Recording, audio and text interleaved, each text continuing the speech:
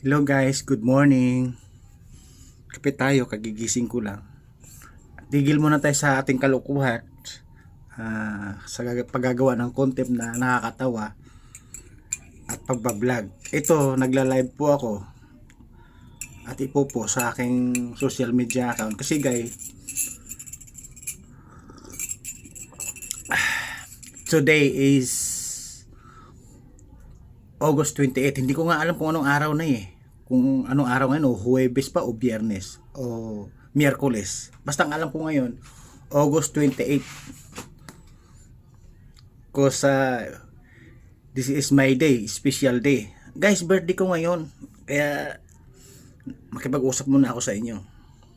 I introduce myself. Siyempre, Luzon, Visayas, Mindanao tayo guys, kumbaga nilalatak na natin. Kumbaga cowboy tayo. Kulang na nga lang, tatakbo ako ng presidente ng Pilipinas dahil Luzon, Visayas, Mindanao. Ito nga, huling destination ko, Luzon. Dito tayo nakapag-asawa, dito tayo nakapagpamilya. Ngayon guys, pinanganak ako sa Mindanao, sa Cagayan de Oro City. August 28, 1977. Guys, nasa 47 years old na ako. Pero ang sabi ng karamihan, ala pa daw ako sa 40. Mahirapan pa nga sa 30 plus sa 30 nasa 28 plus pa daw o 32 o nasa kulang 30. Kasi guys, ang sikreto kasi na magiging bata, akala niyo may filter, wala. Gagamit lang tayo minsan sa filter, yung sa videos natin, sa mga kalokohan natin, pero ito walang filter to. Akala kasi nila hindi nila alam ang sikreto.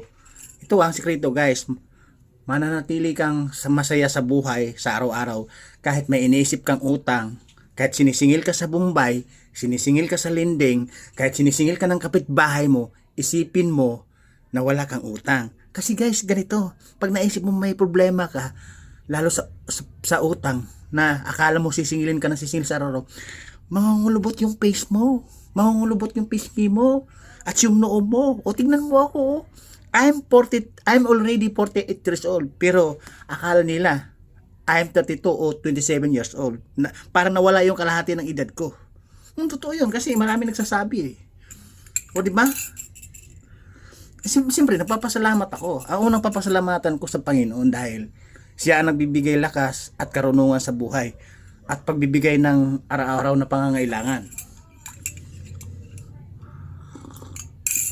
Sumunod, sa mga followers ko at viewers, alam nyo guys, pag tayo ang naging influencer sa social media, ang una-una kong tutulungan yung viewers ko at saka mga followers ko. Una-una viewers, tapos followers.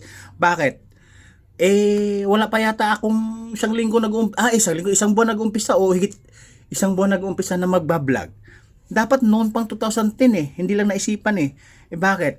Nakikita ko sa aking dashboard. Mahirap tayo sa followers o mahirap tayo sa subscribers. Pero guys, nakita ko sa dashboard, tinatangkilik yung mga videos natin. Kasi tinatangkilik yung videos natin sa Pilipinas mga 75% at sa ibang bansa nasa 10% hanggang 15% tinatangkilik yung video natin. Bakit? Kung makikita nyo sa YouTube ko, sa dashboard ko, siyempre ako lang nakakita doon dahil ako ang may-ari ng channel ko Pag nakita ko yung viewers kayo, mayroong sa mga views ko doon 1.4, 1.2, 1.6. Ano pa lang yun? Kulang 3 oras o 4 na oras pa lang. Siyempre tumatakbo araw-araw yun pag may nag-open uli. Kaya nagpapasalamat ako kasi ibig sabihin nun, kasi yung mga views mo at umabot na ganun bilang guys, maraming natutuwa, maraming nagtatangkilik, at maraming nag-aabang. Di ba? Pinapawisan na yung gwapong creator. Kasi nga, this is my day, special day, August 28, 1977. I'm 44 years old, but say it's other here in outside. I'm thinking 32 years old, 27 years old. Totoo naman kasi ang sabi, minsan nga, yung iba nagsasabi, buddy, idol.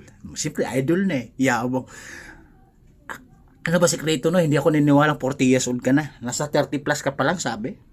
Lalo na guys, kung nakapag-ahit ako ng husto, tapos nakapag-gupit na pambata. Anyan. Anyan. Nako, akala siguro 16 years old na damulag. Oh, yun na, yung ipin ko guys ha. Ilan yung tanggal na sa tagiliran lang, buong buo yan ha. Pero yung mga, oo nga pala sa aking pamilya, buti na banggit ko. Yung aking pamilya, siyempre wala na yung tatay at magulang ko. Siyempre, kumbaga tayo cowboy tayo sa San Tinano eh. Anim kaming magkakapatid. Siyempre, mga kapatid ko, may sariling sikap din yun, may mga ano din yun. May kaya, yung isa kong kapatid nasa Davao, sundalo, lalaki. Yun na nga nung siguro 17 years old pa lang ako, 18. Gusto kong pinagsusundalo ako. Sabi ko, takot ako sa kalaban, takot ako sa kaaway. Kaya ganyan nangyari. Tumakas ako sa amin kasi ang tito ko, kasi angka namin 4 yung sundalo eh. Pinsan ko, tito ko, at saka pinsan ng papa ko. Ngayon pinagsusundalo ako kasi maganda ang height ko, maganda. At saka 17, 18 baby piece pa talaga. Akala mo talaga celebrity ang dating. Ngayon na hindi pa rin nawawala sa itsura natin, di ba? Ngayon pinagsusundalo ako. Tumakas ako ngayon, pupunta ako sa lugar sa barkada ko. Ngayon may pupunta sa Maynila. Sumama ako. Para makalayo ako kasi magti-training daw ako ng sundalo. Hindi, kumbaga, kaya ako lumayo, pinagsusundalo ko, hindi buo ang loob ko na magiging sundalo. Ngayon, napunta ako sa Maynila. Siyempre, unang-una, sa Maynila, unang-una, ang dinatnan kong trabaho, siyempre, mahirap ang libor. Nagbibilad ng palay. Tapos, nagiging boy o nagtitindero ako sa Baklaran. Yun. Tapos, napunta naman ako dito sa Nueva Ecija. Ang nilatak ko naman, rice mill sa Muñoz. Ano bang Ignacio Rice Mill. Yun, natandaan ko pa. Yun, siguro may ano pa yata ko nun, mga 26 years old o 27 years old. Nagreklamo nga yung mga kapitbahay doon. Uy, bade, mga pugi, ang babata nyo pa. Pinahirapan nyo yung sarili mo, pumapasok kayo dyan sa may ano. Siyempre, kasama ko yung kaibigan ko, masukan kami doon. Kaya sayang na may mga katawan nyo, tsura nyo, ang pupugi nyo, ang gagwapo nyo, pumasok kayo sa mabigat na trabaho, hindi bagay sa inyo yan. No? Siyempre, hindi kami nagtagal. Hanggang guys sa kami na ibang trabaho, naging waiter ako, nagiging DJ ako. DJ, disc jockey, yung tagapagbigay ng kanta sa mga customer. Sa bar, natatrabaho ako. Taon din, binilang, siguro, hindi lang 10 years. Babawi ka lang sa tape sa mga customer, pero yung sweldo mo, hindi mo halos magagalaw. Kumbaga, galante ang dating. Ngayon, siyempre, ito na, medyo mahaba na yung apologize ko. Unang-una, ang pasasalamatan ko sa Panginoon. Magpapasalamat tayo, nagbibigay ng lakas pangangailangan sa araw-araw.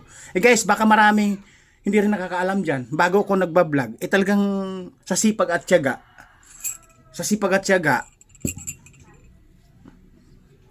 Mayroon naman na talaga tayo. Tulad ng bahay na to, hindi ko pa natutuloy. Wala pang second floor. Steel deck po yan. Itutuloy natin yan pagka kumita tayo ng magandang-ganda. Sa ngayon, hindi pa naman tayo sumisweldo eh. Wala pa tayong income. Pag namomonetize tayo, siyempre, una natin pansinin dyan yung mga followers natin saka yung viewers. Kasi, hindi ako maniniwala na hindi tayo mamonetize sa taon na to o sa buwan na to. Kasi yung viewers natin, yung viewers ko, impact to the max, talagang pasok. Pag nakikita ko sa dashboard, yung isang video ko, tulad ng sinabi ko kanina, umaabot ng 1.4, 1.5, talagang pasok, tinatangkilik yung mga videos natin, yung lalo na yung kalokohan, yung mga content ko na nakakatuwa. Siyempre, karamihan naman kasi ng content ko nakakatuwa, hindi naman tayo nabibigay sa'yo ng kalungkutan kasi pag pumasok ka talaga sa social media, isa lang pakay ko doon, mapagbigay sa'yo ng mga sa tao, mapagbigay happy, unang-una, yun ang unang-una, makipagbigay aliw ka. Pangalawa, sana mapapansin natin ni Meta at mapapansin natin ng Aldo para kahit papaano magkakaroon na tayo ng kunting income. O di ba? Siyempre guys, pagka kumita na tayo, siyempre pupunta na sa ibang lugar na 'yon. Eh ngayon kasi sa totoo lang nag-aabono ako eh. O wari, may bibili dito mga items, mga gamit. Pag walang pera, siyempre ibibigay mo na. Hindi naman siya lalabas na luhaan. Eh pag kulang ang pera niya, yun lang, okay na yan kako. And talaga guys, bago ako nagbablog, mayroon na talaga ako, may siyam ako na motor. Pagkakaalam nyo, kasi kaya ika nagbablog yan, marami kang pera. Eh, hindi totoo. Hindi totoo yun. Bago ako nag-vlog, nagsisipag ako, may siyam na motor na ako. Bininta ko pa yung dalawa kasi nasa labasan yung dalawa, sinisira-sira, tinatanggal ng pyesa, spark plug, karburador. Mga nainggit, ganun. Ngayon, may special akong motor, siyempre. May big bike ako. Pinarestore ko pa. Ayun oh, yung andun yung makina at sa ilalim oh. Pinarestore ko pa yung ano, ayun oh. Pinarestore ko pa kasi at saka umorder na rin ako ng pyesa para sa big bike ko. Kaya nga ikaw, siguro siyempre marami, hindi naman talaga mawala yung mga